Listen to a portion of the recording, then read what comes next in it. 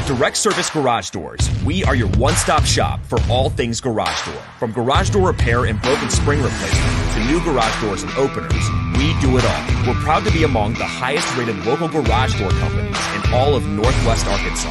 Our highly trained technicians are available 24 hours a day at no extra cost to you. So if you have an emergency, call us today, 479-203-5880, or visit our website at directservicenwa.com. Don't wait days. We'll fix it now.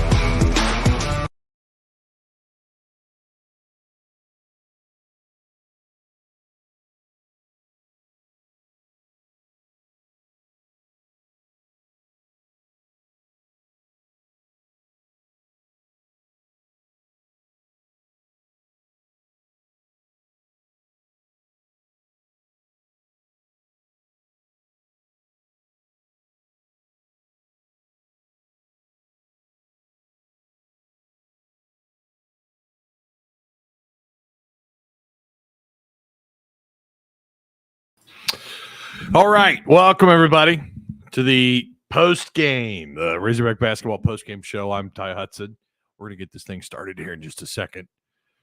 Do me a favor, if you guys haven't already, please make sure you like the stream, share the content, and subscribe if you're new here.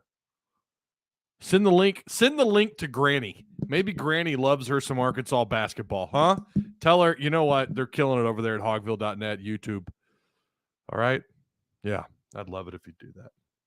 I would love it if you do that. All right. Let's get this. Let's get this off here. 3, 2, 1, yo. There we go. There we go. Yeah, shout out to Direct Service Overhead, the show's sponsor. They help make this possible. Same-day services, they offer that. Emergency service 24/7, 365 days a year, they offer that. Free estimates, quality parts, affordable outcomes. Hundreds of 5-star reviews, better than best results. Give them a call today to get to make an appointment. Have them come out. Maybe you got something going on with your garage door. It's about to get cold outside. Well, it's already cold outside. And you need maybe your door's not functioning properly. They can help you out. 501-244-3667. Again, that's 501-244-3667. Arkansas wins 74-48. How about holding someone under 50 points? I don't care who you're playing. Holding anybody below 50 points. And these guys, Fordham's going to win some games. I don't know how many. It's way too early to say anything about anybody, including the Razorbacks. But I think Fordham's got some players. Clearly, they have guys all over from all over the world. They wanted to talk about that on the broadcast. I mean, you know, the different cultures and different religions. I don't know what that has to do with anything. Just go play basketball. But they've got some ball players. I think they're going to do okay. I mean, they look pretty good to me. Offensively, I know that I thought for Fordham, I kind of thought, boy, their shot selection's a little weird. If you notice a lot, Razorbacks, I mean, they did a pretty good job out on the perimeter, but they let some open. They allowed those guys some open looks, and I think that was probably a scouting job by Musselman. I think that was a little bit by design. A couple of times it seemed like it was just an effort thing. Someone just wasn't out there late in the game. They drained a three. In fact, I think it was their last 3-point shot. Nobody bothered to get up in that guy's face, and he drains a wide open three. But I thought the perimeter defense for the most part was great. Already have people kind of complaining about Devo a little bit, guys. I don't know what to tell you. That is Devo's game. He is a defensive player. That's what he is. That's what he was last year. He's had moments on the offensive end. You look back a couple years ago to their Elite Eight run. He got it going on the offensive side of things, right? Getting into the double digits and still playing great perimeter defense. Just a solid defender, but it was because of him. He was a big part, and he wasn't the sole reason, but he played a really big role in that first run to the Elite Eight offensively. We should know that's not who he is. Maybe he'll figure that out on the offensive end of the floor, but I have a feeling. Well, until Nick Smith comes in, and we don't know when that's going to be, I would love for him to be able to go to Maui with them, but I don't know. But you kind of get the feeling that it's going to be Ricky Council or, I don't know, name somebody else as far as, from a scoring perspective. I mean, you had 3 guys tonight in double digits. You had 2 other guys get close to double digits. We'll get to those numbers and more here in just a second. Let me read some of your comments. Ooh, my favorite part. Again, make sure you like, share, subscribe, please. I know it's a Friday night. I know it's cold. I know the excitement of basketball really hits when you get into the Maui, and coming out of Maui. And, I get it. It's not like everyone's excited about basketball, but it's just not that time of year yet. I get that, but I think we're going to provide you guys, whether it's Kevin McPherson on hogville.net, giving you the best of the best as far as writing articles covering the Razorbacks. I'm going to have you covered here on the live streams. I think we offer some pretty good content. Head on over to, by the way, it's all free. You guys know this. You regulars, you know this. Hogville.net is 100% free from guys like Otis Kirk, Dudley Dawson, and Kevin McPherson. John Everett, woo pig suey, he says. Really lame crowd for a Friday night. Bit of a Friday night, great win. Woo pig. Fish, you strike me. I appreciate you. You come through everything I do. You come through every show that I do. I swear, though, you could win $1 million and you would find something to gripe about. This is your normal routine. Arkansas could beat someone by 60 points, and you're going to find the negative thing. But I do agree. I thought the crowd at times kind of got on their feet. But this, to be fair, it's not like they played, standing ovation kind of basketball tonight, at least from an offensive standpoint to start things off with. They trailed 5-0 early on. What were they, 30% of their first 10 shots? They knocked down 3 of their first 10. I think it ended up being 3 of their first 12. Not a lot to cheer about, right? Like, you got to give the fans something to cheer about. And you got to remember, too, it is damn cold out, and it's a Friday night. I don't know I don't know how many people were there. I don't know how many butts were in seats. I'm sure they're going to give us tickets sold. I don't care about tickets sold. I mean, that's great financially for the university. It's a good look for Bud Walton Arena, but how many people were actually in the building? And listen, it's going to be cold. I have a feeling we're in for a long, really cold winter, and that can't be the excuse all the time. But I do think you got to consider the opponent, and then you got to consider you have to give the fans something to cheer for every once in a while. And I agree too. You shouldn't have to. I agree. I kind of thought it would be a little louder, but I understand why it wasn't. But I don't know. A couple of people that I know, actually, our Discord moderators, we had 2 of them there. Rhett was in there, and so was Mike. Mike is in town for the LSU game. He's our administrator. Those are 2 mods. They were both in the building. Maybe we should hear from them, see what they had to say. We have so much death. God, you're not kidding. You're not kidding. Did you see Pinion get out there and hustle a little bit? We finally got to see Graham. Woo pig. Hero Blake says, that's what I like. I agree. That's what I like too. Hey, Ty, I think our basketball team has some quality depth. Yes, sir. I think you're on to something. I think you're on to something there.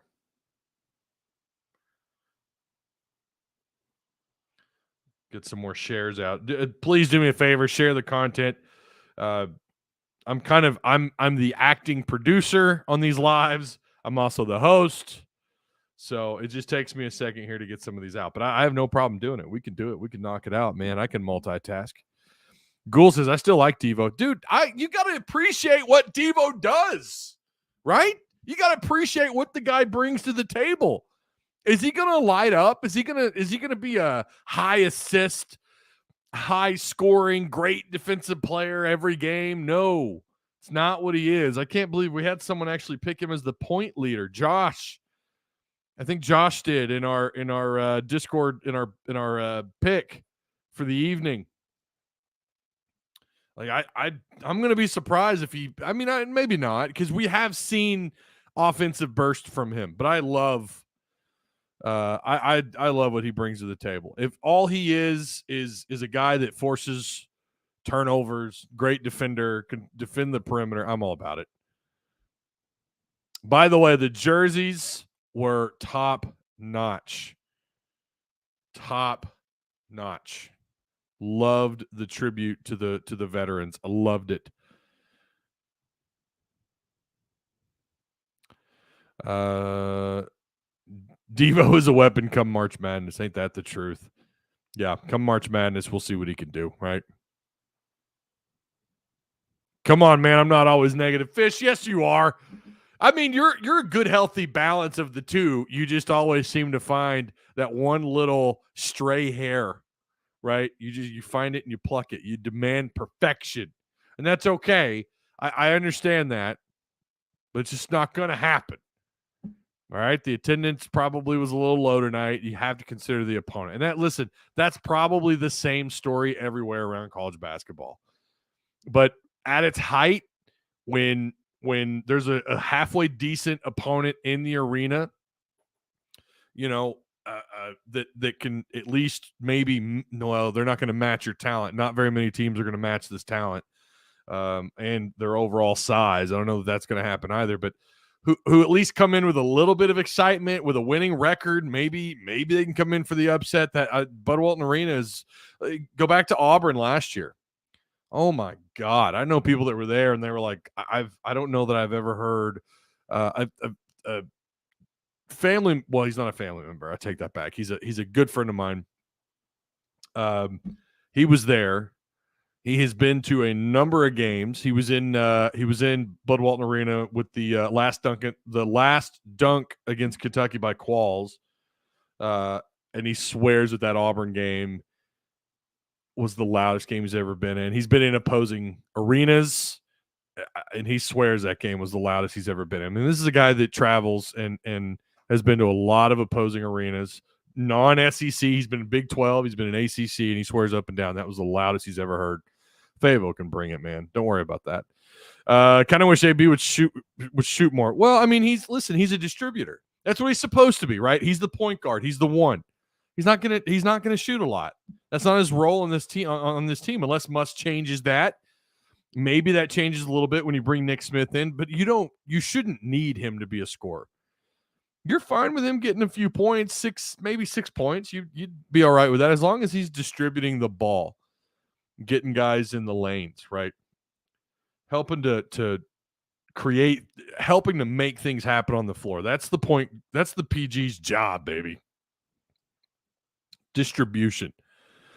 Is it going to snow? Yeah, I guess it's snowing now, or it was. I don't know. I saw some people posting about it.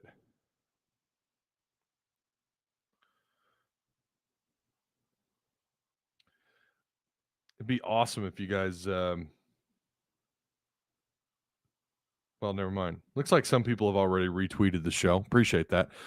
Just getting in here, Ty. Any timeline on Nick Smith Jr.? Listen, man. Tony and everybody else, I have no idea. We don't know. There's no time. I don't know. He could be back for the next opponent. He may not be back until after Maui. I don't know. That has got to be the most asked question I have ever seen. I have never had this many people ask me about Nick Smith Jr. I don't know. I hope that he's back in time for Maui. That would be nice. That would be a real nice treat to see him get to travel with him, but doesn't. I don't know. It's up in the air. Never gonna pack. Yeah, see, here's the comment right here. He's got it. Brandon's got it. That's an interesting way of spelling Brandon, by the way. I've never seen it spelled that way. Never going to pack Bud Walton Arena for D2 team. Exactly. Come SEC, that place will be rocking. Yeah.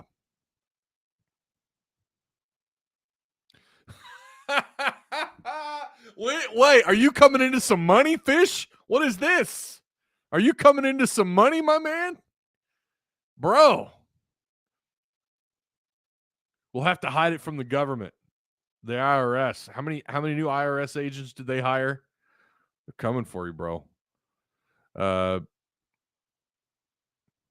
JJ's after the game tomorrow. Carpenter's wanting to see if you guys want to hit up JJ's.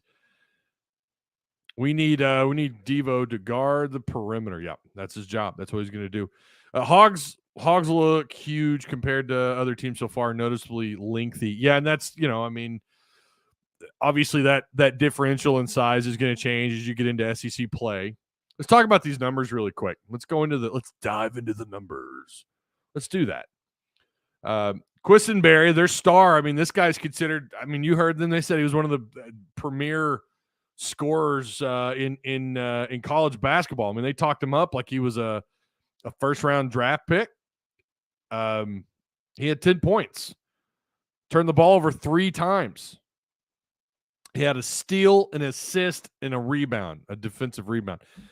But he was tied for their leading scorer. Gray came off the bench, got 10 points for him. They shot, and yet again, man, they're holding teams outside. The perimeter defense, it's starting to look reminiscent. What was it, year 1 when Musselman had one of the most elite 3-point defenses? Remember last year how we were complaining about that? When Arkansas really struggled was when their perimeter defense was not so great, right? I mean, they really struggled out there. They hold these guys 4 of 17 at 23.5%. They scored 37.8% field goal percentage, right? 9 offensive rebounds, 29 total rebounds, 7 assists, 4 steals. But how about this? 30 turnovers.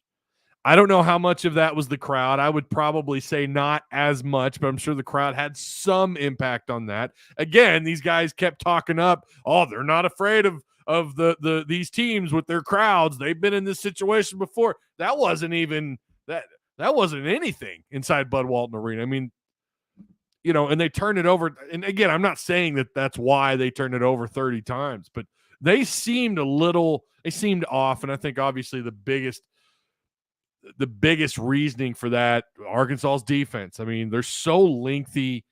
They take up so much space with just their width, with their arm length, their athleticism. Again, you talk about that speed. Brazil is Brazil is going to be fun to watch. Brazil is going to be real fun to watch with this system and with this kind of talent. He's actually on a team that has a high quality head coach, high quality coaching staff, really high quality of players on the floor. I feel like that dude is going to spread his wings and fly. Now, you never know. I mean, we've seen this before where a guy early on in the year really looks like he's going to find himself, and then he kind of disappears as the year goes on. But Brazil, he just looks like he's going to turn heads. Maybe not every night. He might have some quiet nights, right? He might get off. We might see a slump. But I am really liking what I'm seeing out of Brazil. I'm loving that they held these guys 4 of 17 outside. They also shot 10 of 17 from the free throw line. That's just south of 59% at 58.8%. They did get 17 points off their bench. My God, they played a lot of guys. 6, 7, 8, 9, 10, 11, 12 players for Fordham for the Rams in their rotation. Of course, we know later on in the game it was done, right? Hogs win 74-48. This thing was out of hand. They never, beyond the once Arkansas got it rolling, they just never looked back. I mean, they did shrink the lead there right before half. It looked like Arkansas could go up 25 in the first half. It looked like this thing was going to get really out of hand. They were able to shrink that lead down right before half, and then started to kind of make you wonder a little bit early on in the second, but Arkansas is just that defense, it's looking pretty good. They're off to a damn good start. The 30 turnovers, though, oh my God. What they have, was it 20 in the first half? Wasn't it 20 turnovers in the first half, and yet Arkansas didn't have a 20-point lead? They've got it, that was at times an issue a year ago where they would create not a ton of turnovers, but when they did, they would sometimes struggle to take advantage, either stepping on the neck of their opponent and just taking off or whatever the case may be, right? That's got to be something they put away this year, where if you're going to turn the ball over, they're going to make you pay for it. Don't get me wrong. There were times last year when they flipped the script, that if you turn the ball over and made mistakes, Arkansas's spurt ability would absolutely shellac you. Tissamabilla only had 2 points for them, but he had 6 rebounds and 3 steals. That's not a horrible stat. 2 points. But yeah, their guard play was but Quisenberry was he had 10 points. He was taken out. They took him out. I'm a little bit surprised by that. I kind of thought he would go off. I say go off. I would have guessed 16, 18 points. But this is what Musselman does, man. This is written in his. It's just in his DNA. He's going to take away your best player. And if you've got a couple of really good players and they're consistent every night, you got a couple of really solid guys. Well, what did he do last year? He would take one of them completely out. They'd find a way, whether it was charge calls, getting them in foul trouble, force them to make mistakes, turn the ball over. Someone gets inside their head. I think you had a little bit of that going on. We don't talk enough about that. Kamani coming in, getting all physical last year, taking guys out down low in the paint. I wonder if they're going to do that this year. And is Walsh the guy? Walsh impressed me tonight. Is Walsh going to be the guy that's going to come in, him and Brazil? They both, on the defensive side of things, I know Walsh gets a little scrappy, and he's flinging his limbs around, and he'll get those bump fouls, and he's going to get called for those. He just is. We had a few people complain. Well, we had one person in general who just about every game complains about every single foul call. I'm sorry. I would argue that most of Walsh's calls were legit fouls. I mean, I hate to break it to people. He's just got to calm down a little bit. But he had a night, man. Let's talk about what Arkansas did. Again, you hold those guys 37% from field goal percentage there, 23.5% at 3-point range. You got to fall in love with that number, especially if they're shooting 15 plus outside, out in the perimeter, and you're holding them sub 30%. You're going to love that. 23, you're going to live with that, 23.5%. And then they shot themselves in the foot with the 30 turnovers. Only 7 assists. My God, those are just horrible numbers. Horrible numbers. 30 assists to 30 turnovers to 7 assists. But another thing that killed them too, they were 10 of 17 at the free throw line. Not that makes up a bunch, right? I mean, that's just 7 points taken off the board for them. But when you combine that with those things that I just mentioned, they just had no shot. All right, Arkansas, you'd probably give the MVP to Council. I haven't actually gone over these numbers too much. Let's take a look. Who are we going to give the MVP to tonight? Mekhi Mitchell tonight made some plays. He had a couple assists. He had 3 steals, 2 blocks, 0 turnovers on 25 minutes played, 3 fouls, total of 4 rebounds. Again, 8 points.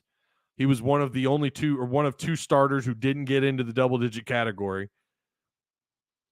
Devo ended up with 7 points, but he had 5 assists tonight. Here's what's interesting. Of the 5 starters, everybody got at least an assist except the point guard, except Black. Now, it doesn't mean he wasn't solid. I mean, he did have 10 points. He turned the ball over 4 times. I don't know. I don't know what Muss is going to say about that. 4 turnovers and no assists from his point guard, from his 1. He was, however, 3 of 4 at the free throw line. I don't know. I think he's trying to develop himself, or maybe in his mind, he's just going to take threes. He took 6 shots outside in the perimeter. That was the most of anybody. A couple times it's like they dared him to, and he made 1 of them. Council was 1 of 3 outside. Your leading scorer, Ricky Council, 5 of 12, 1 of 3 from outside, 4 for 4 at the free throw line. Golly, man. 1 offensive rebound, 7 total assists, 2 steals, but he did have 2 turnovers. That's, listen, man, you're going to live with that. +5 in the assist to turnover ratio, you're going to live with that. And 15 points, I think he's got to be your MVP. Love the way Walsh played. Arkansas had 4 blocks tonight. They had 0. That ought to tell you everything about their size. That ought to tell you everything about their size. See, this is the thing. This is the thing I don't like about StreamYard. I wish when you leave a comment up, I wish like after a minute it would just dissolve and take it down for you. Because when you switch screens, you forget about it. Any way we can get in on those games? Oh, on the aircraft carrier. That would be pretty cool. That would be neat, wouldn't it? Deer camp crowd. Devo will do his job when needed. Graham has a ton of potential. Yeah, I agree. And I don't know why he's not getting more minutes.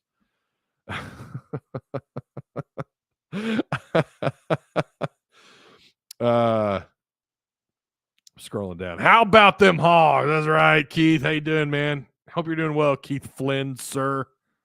Don't forget tomorrow, 11 o'clock kickoff. I'm going to the game. I went to J.C. Penney today. I had to go to the tall and fat section, go buy me some clothes. I bought me a big old. I'm telling you guys, the sales at J.C. Penney were top notch. I got me like $130 jacket for $60.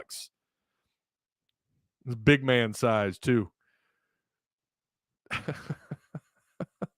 Got me a few shirts. Like, dude, I saved and I joined their credit. You know, like if you sign up for their credit and you don't use it, they give you like another $30 off. I saved like over $150 today, man. It was insane. God bless those sales. I didn't even know. I just walked in there. I was like, oh my God, they got sales? What's this? It's always nice. What's up? Hoyt? How you doing, man? Hope you're doing well.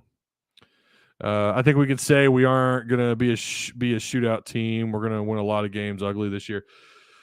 You know, and they did that last year. That was kind of their identity. You know, just play great defense, guard the perimeter, shoot well at the free throw line. If you got a shot, take it.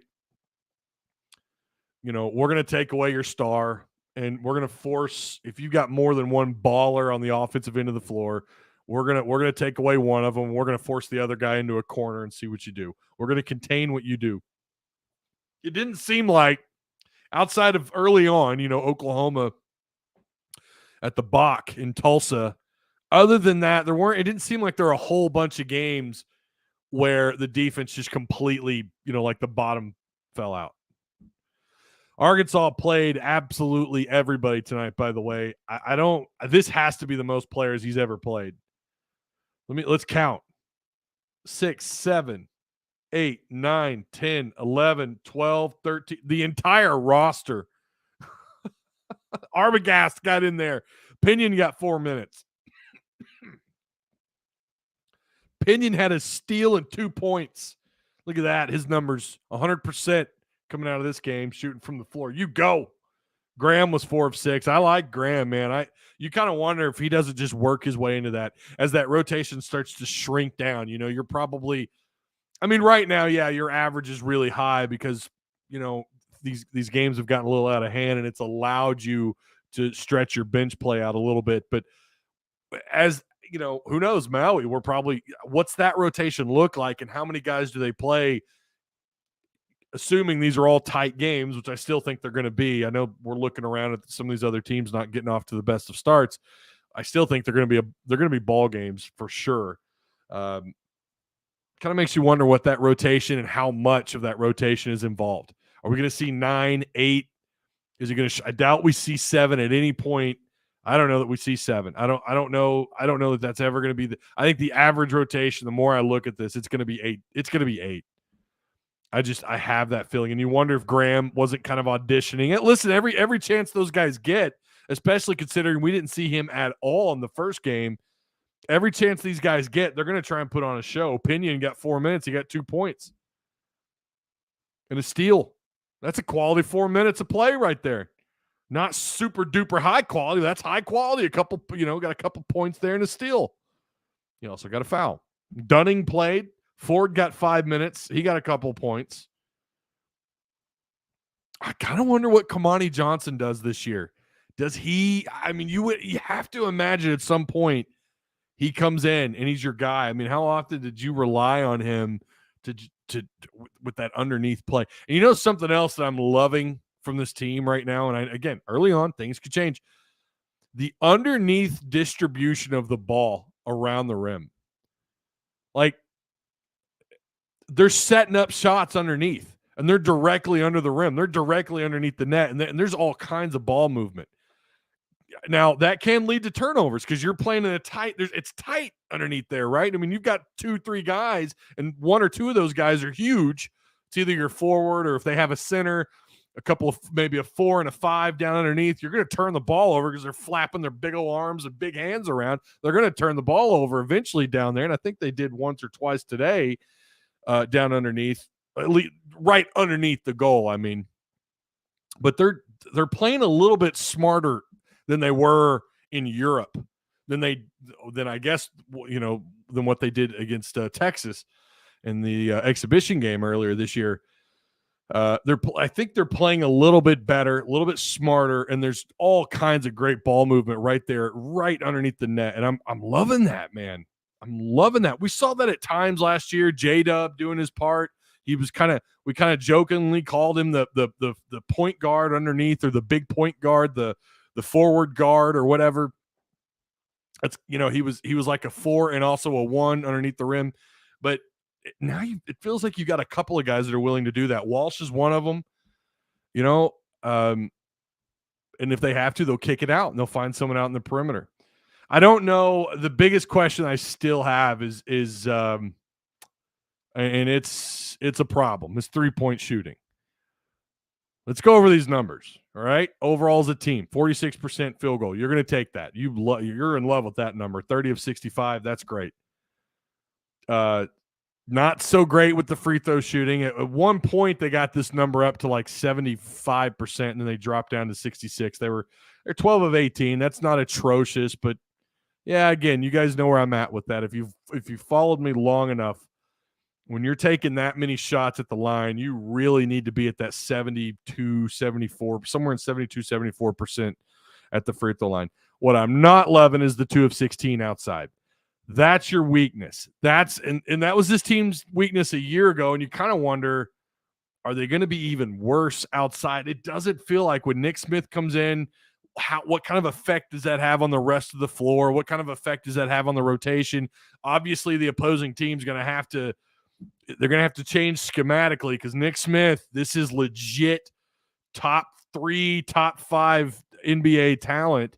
It's going to change everything. I think I shouldn't say everything, but it's going to have an impact on the floor. And what does that do as far as opening up lanes and maybe giving guys a little bit more breathing room outside in the perimeter?